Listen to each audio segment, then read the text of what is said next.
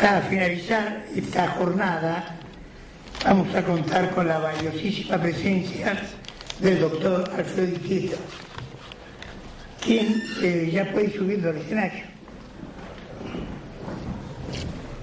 A su extenso currículum yo deseo agregar, con conocimiento de causa, que el doctor Di Pietro es en este momento la personalidad más relevante en el estudio del derecho romano.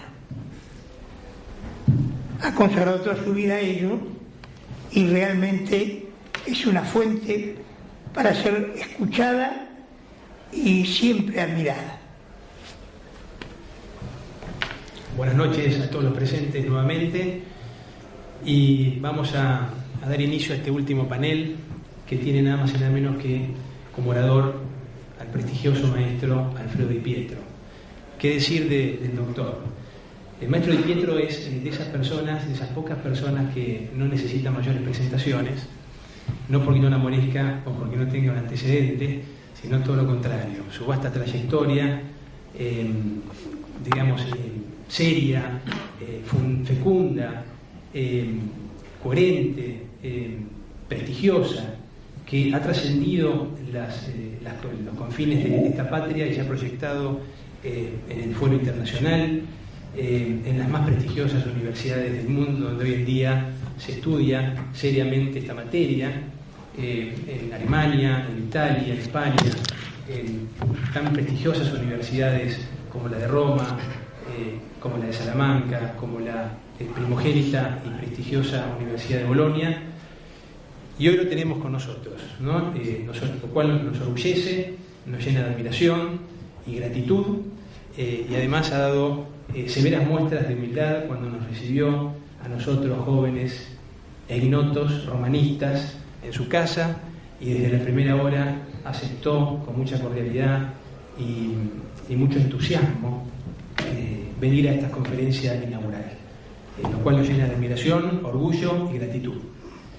El doctor Di Pietro es abogado, doctor en ciencias jurídicas, se ha desempeñado como profesor titular ordinario de Derecho Romano de la Universidad Nacional de La Plata y de la Universidad de Buenos Aires, decano de la Facultad de Derecho de la Universidad Nacional de La Plata y de la Facultad de Derecho de la Pontificia Universidad Católica Argentina.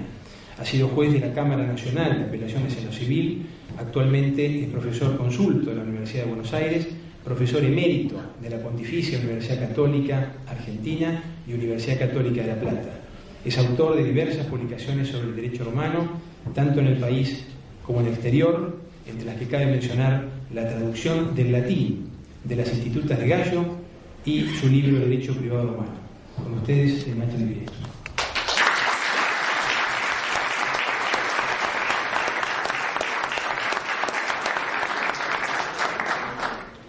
Bueno, muchísimas gracias. Si estudiamos el derecho de los romanos, es por la sencilla circunstancia de que fue Roma el creador del ius. Este vocablo, ius, bastante complejo, podría ser traducido por derecho. Sin embargo, ius aparece más vinculado a palabras como iustum, injustum, injuria, justicia, jurisprudencia.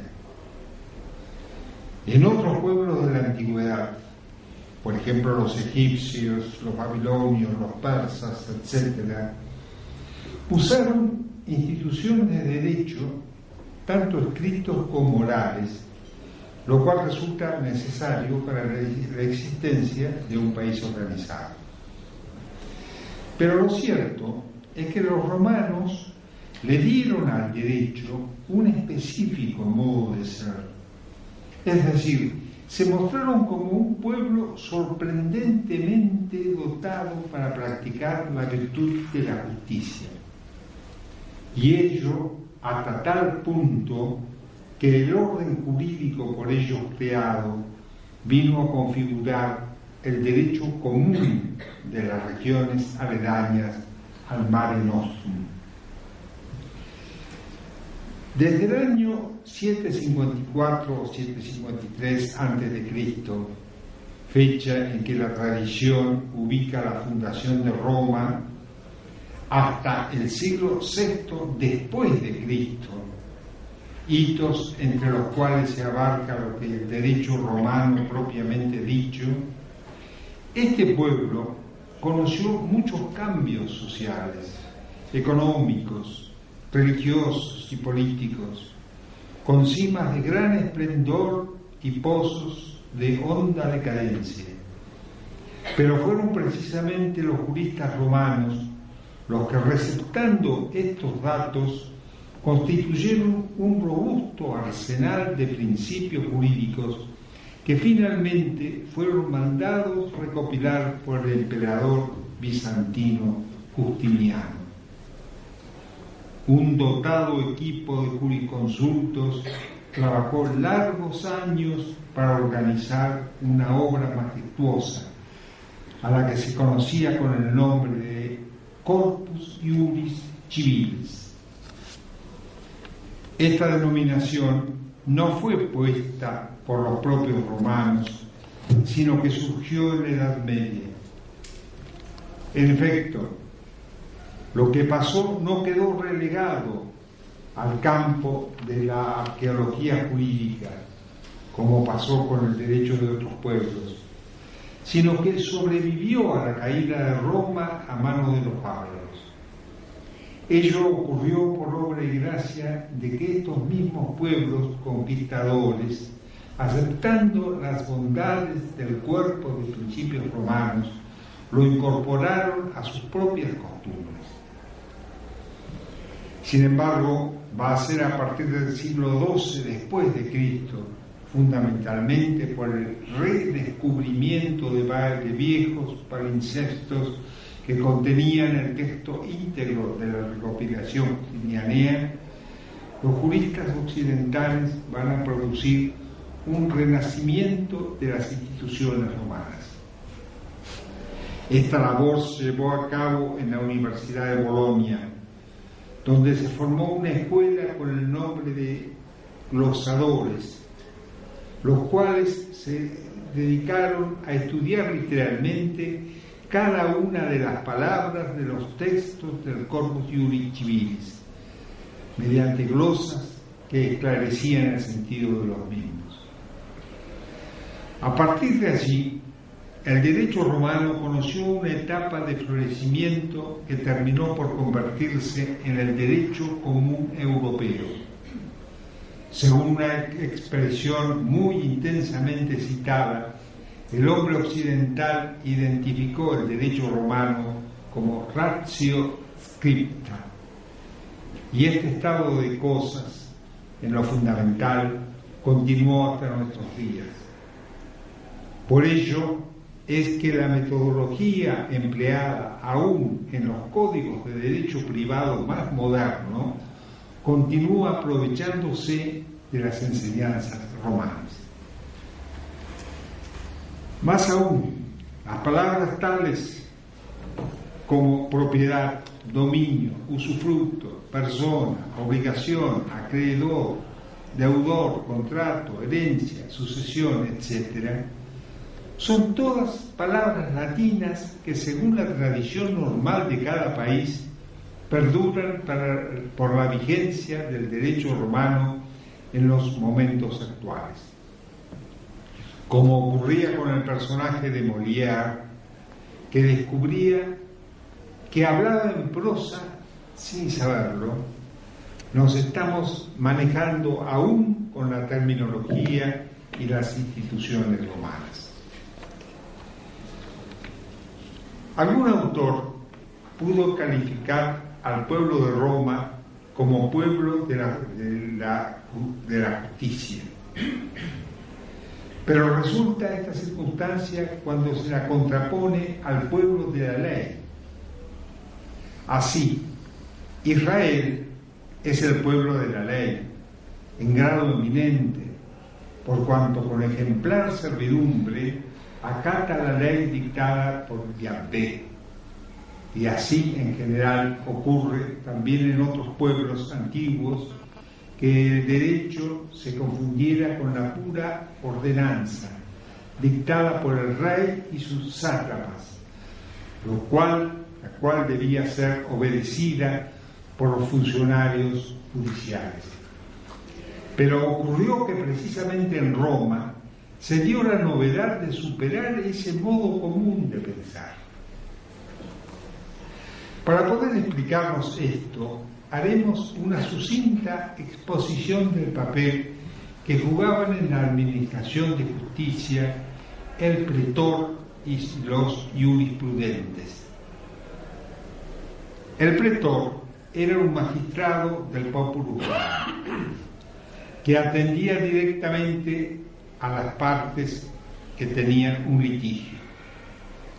Sin embargo, no era un iudex, lo que significa que él no juzgaba, sino que luego de escuchar a las partes, establecía en un pequeño documento escrito llamado fórmula la norma concreta y específica con la cual el iudex iría luego a dictar sentencia. Su papel, por lo tanto, se parecería mucho más al de un legislador, con la particularidad de que la norma que establecía valía en principio solamente para el caso determinado que las partes le habían planteado. Como el ser pretor era uno de los escalones que tenía que recorrer el hombre público romano en el cursus honorum, es decir, la carrera de las magistraturas, podía y solía ocurrir que por la especificidad de las cuestiones se hiciera asesorar por los prudentes, es decir, aquellos técnicos en el manejo del ius. El pretor más estos jurisprudentes conformaban, pues, el equipo que administraba justicia. Lo inteligentemente práctico era tratar de adecuar el derecho vigente a las características especiales del caso, sin olvidar nunca que el objetivo fundamental era hacer justicia. En principio, el pretor debía observar las reglas estrictísimas del ius civile, el cual desde épocas remotas estaba conformado por una serie de ritos jurídicos muy formales y de cumplimiento inexorable. Se denominaron en época primigenia como iura mayor, es decir, rito de los mayores, es decir, los antepasados.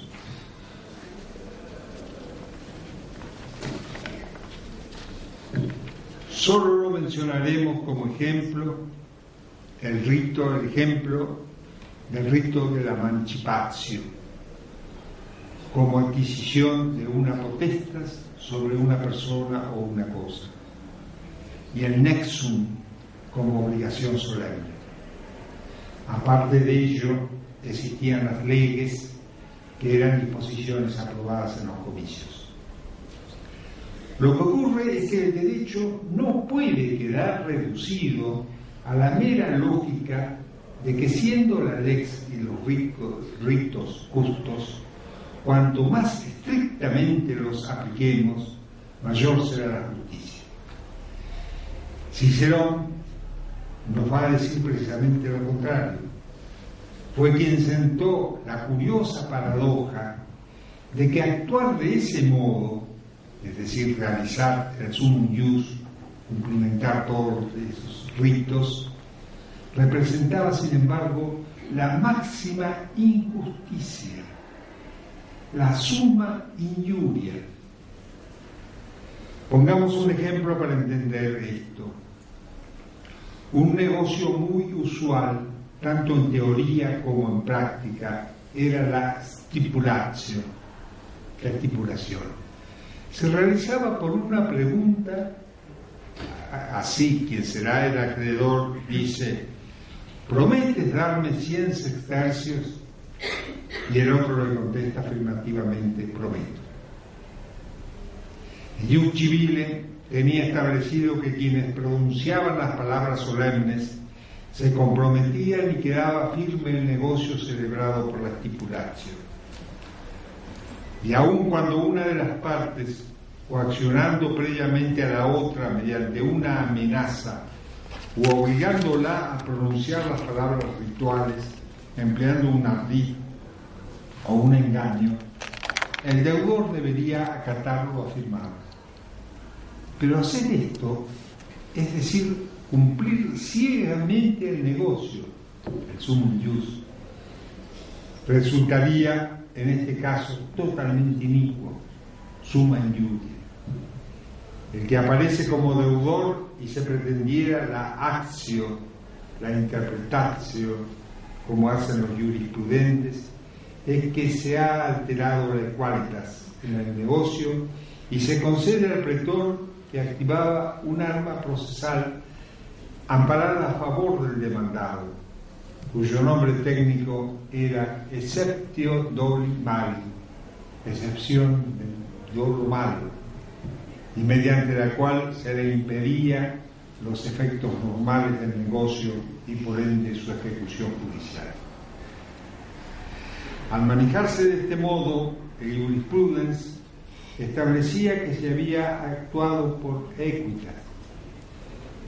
Este concepto de equidad, que era conocido por el viejo Aristóteles, fue llevado a la práctica con una habilidad sorprendente por parte de los romanos, representando la herramienta más útil con que contaron para la aplicación de una mejor justicia. Y tanto es así que prácticamente todo lo importante del derecho romano tiene algo que ver con ese continuo actuar de los jurisprudentes, que van corrigiendo las viejas formas para adecuarlas a la realidad concreta del día y aún del momento en que se presentaba la noticia. Las técnicas que pueden sorprender por su maleabilidad, sutileza y hasta su extravagancia. Así, si le robaban a un extranjero, en principio, la víctima no tenía acción para reclamar penalmente ante el pretor, por cuanto el ius civile prescribía que la actio furti, es decir, la acción de hurto o de robo, estaba reservada a los ciudadanos romanos.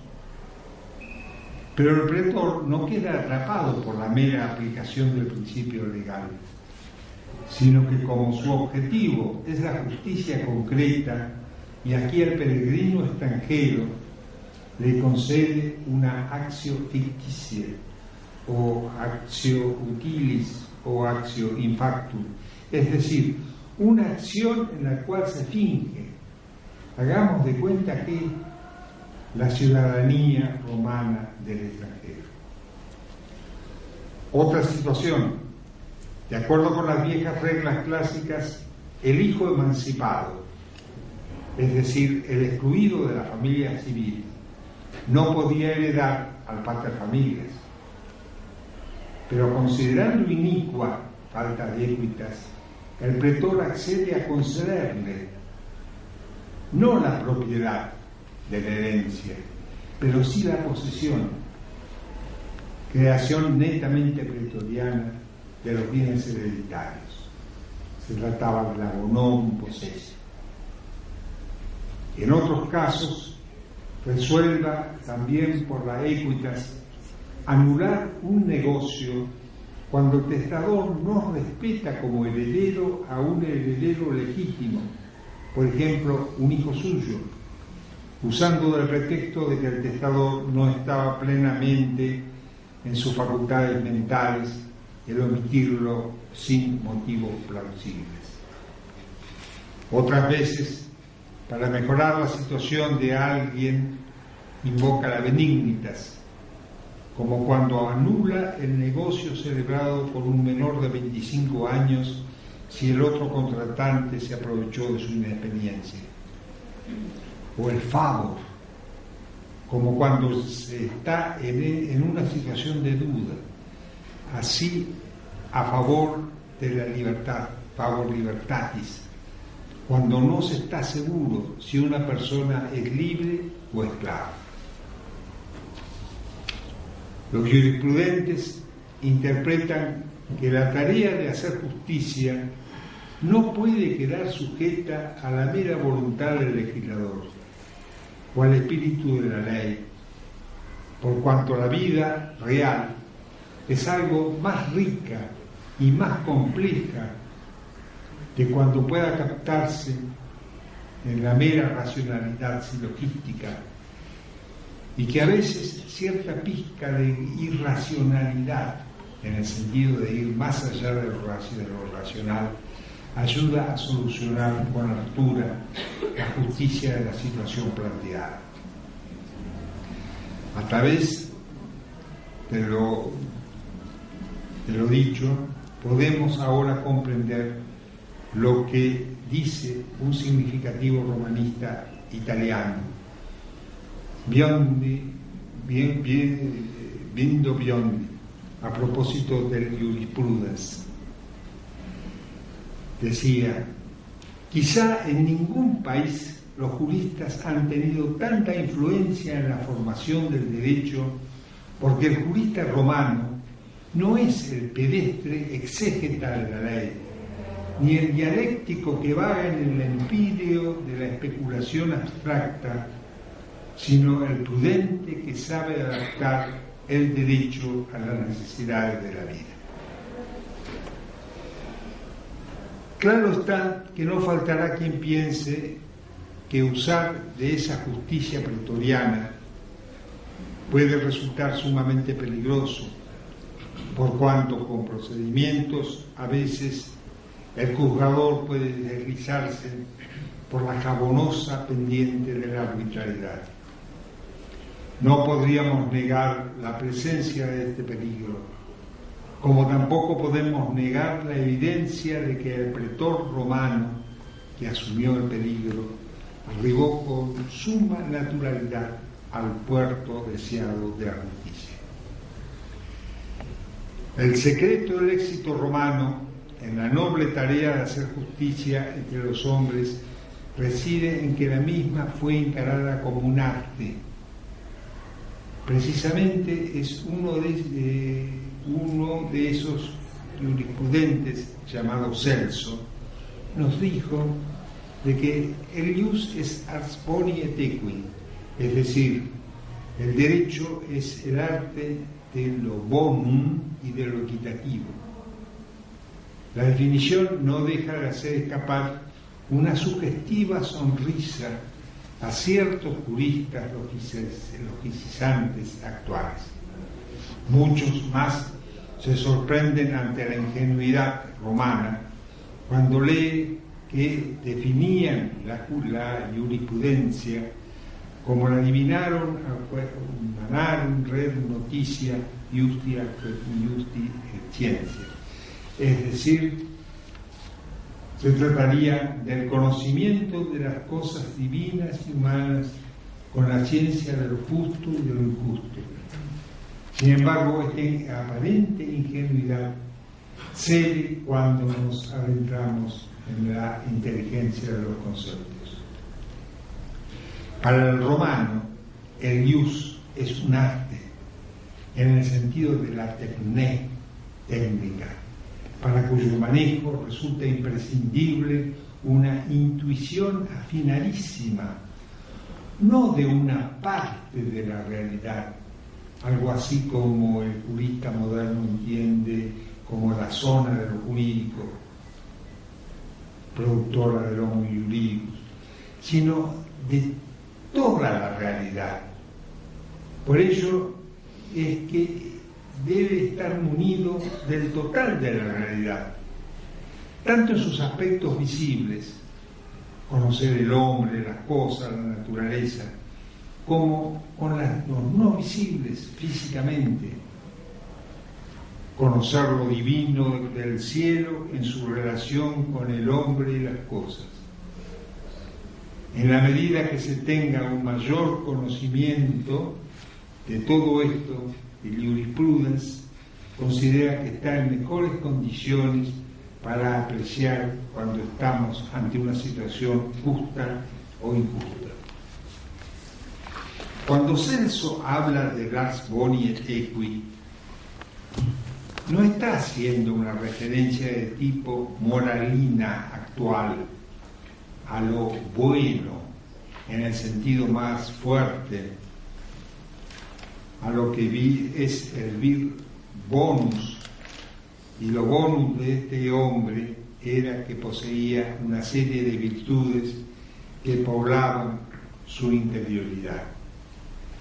La propia virtud, la propia palabra virtud, queda vinculada a la palabra vir, que significa varón, hombre, en el sentido de una cualificación que hace a su ser de tal.